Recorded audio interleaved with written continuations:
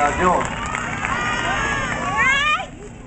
Y'all alright? I'm going to start off by giving thanks to God. Because without Him, none of this is possible. I'm not possible. And He held the rain off for us too, so give thanks to God.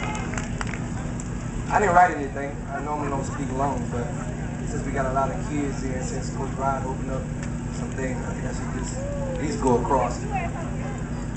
Back in, I think it was 99, whenever the boycott thing happened, my personal opinion, I know it might rub people the wrong way, but I really don't care. And I think they should hear it anyway. It's my opinion.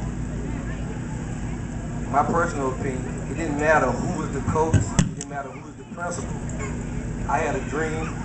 My dream was always to play on the professional level, the highest level. It doesn't matter if it was football, basketball, or it didn't matter if it was football, basketball, or baseball. That was my dream. It didn't matter what color the coach was, what color the principal was. My dream was to play at a high level. And nobody made me do anything. My daddy granted me the opportunity. He said, what do you want to do about the boycott? And I made up my own mind. I told him I wanted to go to school. My personal opinion, the only people that the boycott hurt was the kids that didn't go to school. I know some people made it out and caught up and stuff like that, but a lot of players that might have had scholarships that year wasn't able to catch back up and ended up getting put off the football team, and some of them even quit school. So I think in my personal opinion, it hurt a lot of the players and a lot of the guys that would have made a name for themselves or could have went to the next level and played football. On to something new. My whole goal is here. If one kid take away, then I'm fine with it. I came from the same streets you came from. I came from Bass Street. I came from Magnolia Heights. I played on the playground. I went to 6th Ward Elementary. I went to St. James Junior High when it was open. And I went to the high school. And I did the same thing you coming up with now. It goes to show you that anybody can make it. Don't matter where you come from, where you at, how many parents you have in the house. If you are determined to make it, you can make it. If you put all the tools and use all the opportunities that you are granted with, you can make it anywhere you want in life. It doesn't matter what you have. I think a lot of us use that for excuses. We use a lot of excuses like we have single parent homes. I'll tell you a quick thing. I don't know, he didn't know I was going to talk about it, but my daddy came from nothing. He was in a foster home.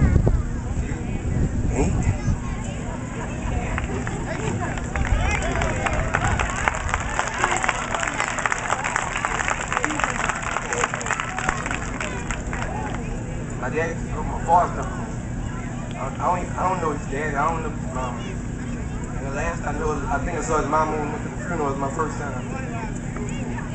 And my daddy made it. He knew what he wanted for his family. He wanted something better. And he used that as an excuse to say he came from a broken family. He stayed in different foster homes and nothing like that. He used that for motivation. I think it's an excuse that some people use that he came from a broken home, or they came from a single parent home, or they came from poverty. He came from nothing. He was in Mississippi. He didn't know where the next meal was coming from. And he finally found a home out here. He put it on everything that he wanted his family to go through the same thing that he went through. I think he did a pretty good job of raising up.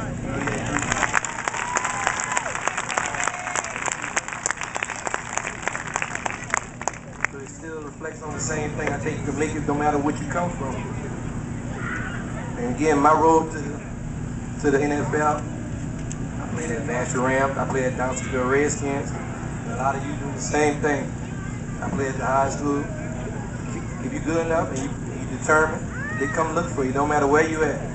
No matter who the coach is, no matter whatever's going on, if you're good enough, they come look for you. When I started out at LSU, I had to sit out my first year for being a point shy on the ACT score. You needed 69 points, I had 68. I used the same thing for motivation. Coach Saban said he wanted me to stay there and practice with the team. I did just what he had. I practiced with the team. He gave me everything the team got but playing the game. I went to every game. My family did my first year and everything. It came time, he asked me to play defensive back. It wasn't too thrilling to me because I always was on the offensive side of the ball. So he kind of convinced me, came down here back and forth, he kind of convinced me and my dad that I need to play defensive back because he saw the bigger picture. Sometimes kids, your parent, your teacher, somebody that's older than you, they see the bigger picture. He saw the picture of me playing cornerback. You see a lot of guys, he went through a lot of small things. A lot of guys wasn't my size playing cornerback. If I played cornerback, I could make a living. I didn't believe him at first, but I think he did a pretty good job of knowing what he was talking about. NFL did the same thing. I went there my first couple of years. I started the last couple of games of the season. And I ended up starting my whole second year. My third year didn't start out the best way. I ended up starting. I was pulled from the starting lineup. I didn't stop doing what I was taught to do in practice. I still go hard every day, trying to get better. And the GM, the Giants, he loved me. He always said, Corey, we're going to need you when it's coming into the wrong stretch of a playoff. It just so happened, unfortunately, it was on injury that somebody got hurt. I had to step up and play. And I did it. Whatever the coach asked of me, even when I wasn't playing. And ended up going against a few good receivers along the way to the Super Bowl. And I never turned back. And now I'm here today, a Super Bowl championship. And celebrating here with you guys.